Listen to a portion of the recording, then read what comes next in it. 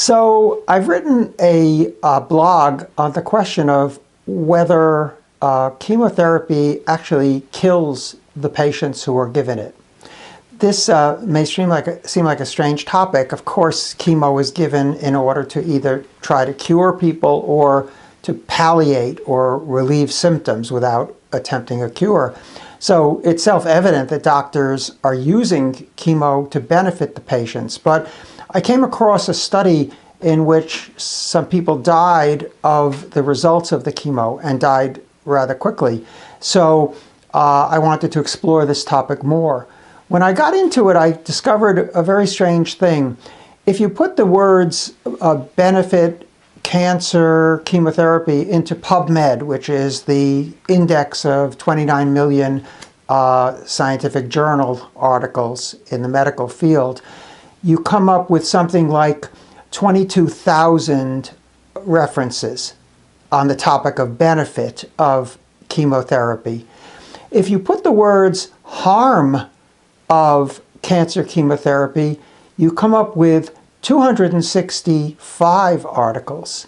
So there is something like a ratio of 100 to 1 more articles on the benefit of chemo than the harm of chemo. So then I started to, look more deeply into this, and it's very difficult research to do because you don't even know, what search terms that you should be using to look for these articles. But I found that there's a lot of ways that the harm of chemotherapy can be disguised, and one of them is the grade system. So the National Cancer Institute grades the side effects of chemo in 5 grades. The first grade would be the mildest form, and the second grade is moderate, and the third grade is severe. The fourth grade is life-threatening, and the fifth grade is death. So one of the things you find in the literature is that the authors of articles will refer to grade 5 AEs, AE being the preferred term for adverse events as opposed to side effects.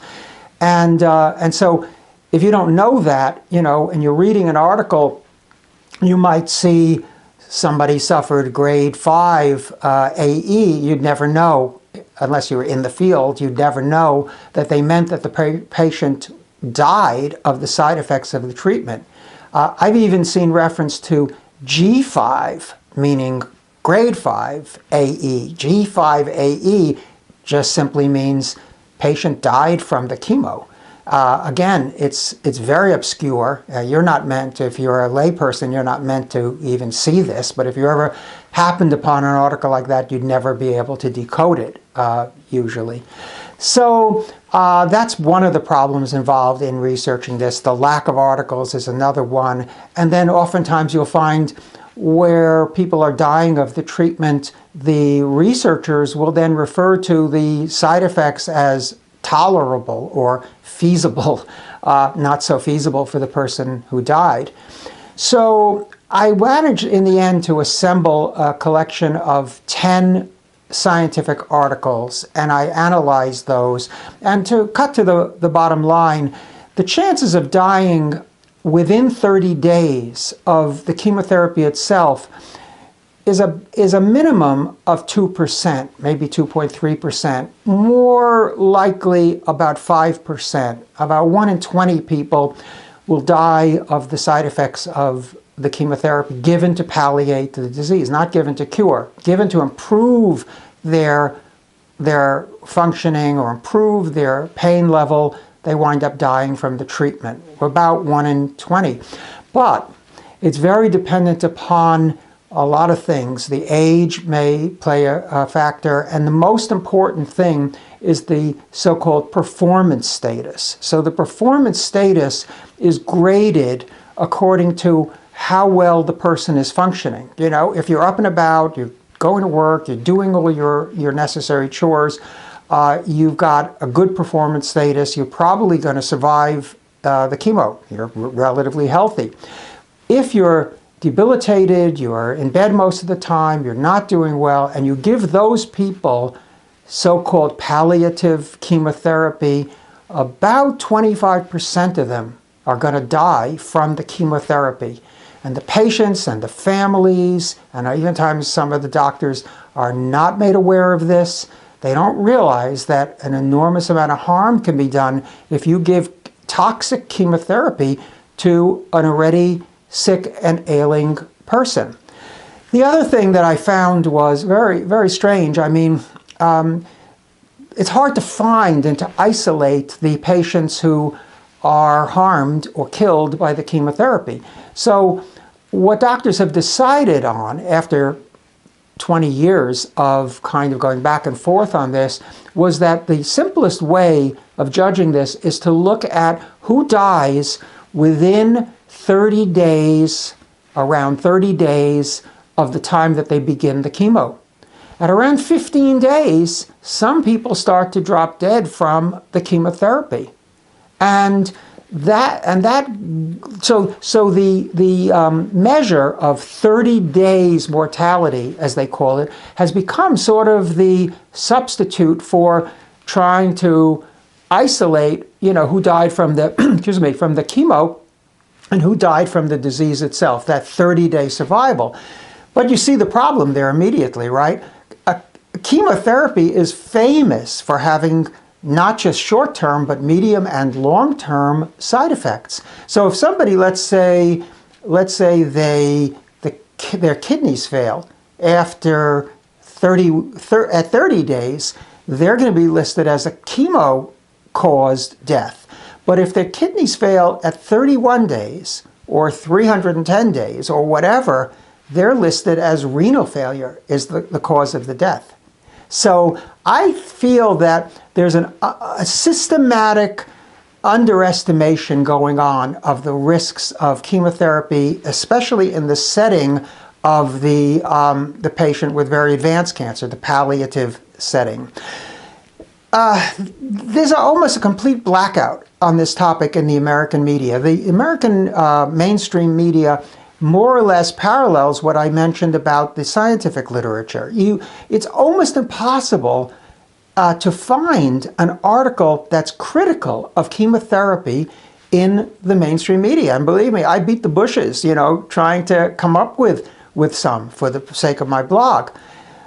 The only real breakthrough in terms of alerting the public to this took place in Great Britain a couple of years ago through a famous newspaper called the Daily Telegraph. And the Daily Telegraph got a hold of a study, and the study concerned exactly this question: how many people were dying within 30 days? They were breast cancer. They looked at breast cancer, and they looked at lung cancer. And there were some extraordinary numbers in that story, and I have read the original paper, so it isn't just a newspaper interpretation. In one town in England, and the funny name to the town, it's called Milton Keynes. It's not a man's name. It's actually the name of an old name for this town, Milton Keynes, near Bletchley, where they, the famous Bletchley Circle, where they carried out the decoding in World War II. There were over 50% of the patients with lung cancer died within 30 days of receiving the chemotherapy. Over 50%. And in a more famous location, which was Cambridge, another, kind of upscale, famous place with lots of, great hospitals and so forth, something like over 20% of the patients were dying within 30 days of getting their chemo. And again, 30 days mortality is considered today the marker for chemo-caused death. So, nobody, they were going to look into this more, but nobody really ever isolated why it was that in some locations people just were dying like flies from the chemotherapy. The Daily Telegraph, much to their credit, really played this up, and they said chemotherapy is killing people, and you've got to know what's happening and where that's happening. But to my knowledge, they never followed up on that either. So it just kind of is out there as kind of this one instance where what I would consider the truth about the toxicity of chemotherapy kind of broke into the headlines. But on the whole, our science writers and most of the newspapers and the major websites, it's just just a blackout on this. And if you bring this up the minute that you talk about this, you're immediately accused of being a conspiracy theorist. Like any time you go against the established narrative that everything's good and just stick with the program and stick with the treatment, they hit you with this conspiracy theory business. It isn't conspiracy. I mean, in my second blog on this topic, which I will link to at the bottom of the first blog, I go in what some people might call exhaustive detail into analyzing these 10 studies that I found that document without a doubt that there is an appreciable number of people who are getting chemo and dying of the chemo. So, and in the case of these kids with chemotherapy, there was one study done last year. It was carried out in Poland, but it was about worldwide phase 1 trials for children with chemotherapy. And the numbers are horrendous. I mean, first of all, in the case of grade 3 and 4 side effects, which are the serious, severe, and life-threatening side effects, the average number of these side effects was 1.3 per child. So everybody basically got these episodes of severe life-threatening adverse events, and some of these kids got more than that, and a fair number of them died as a result of these side effects. So my basic feeling was, and I wrote the book Questioning Chemotherapy, but I was shocked by what I found, and my basic thought was, there's got to be a better way. Got to be a better way. And when I look at all the lost opportunities of using natural medicine to affect cancer, and to use natural medicine like I talked about before, intravenous vitamin C, now proven at the University of Iowa to extend survival in people getting standard treatment for pancreatic cancer.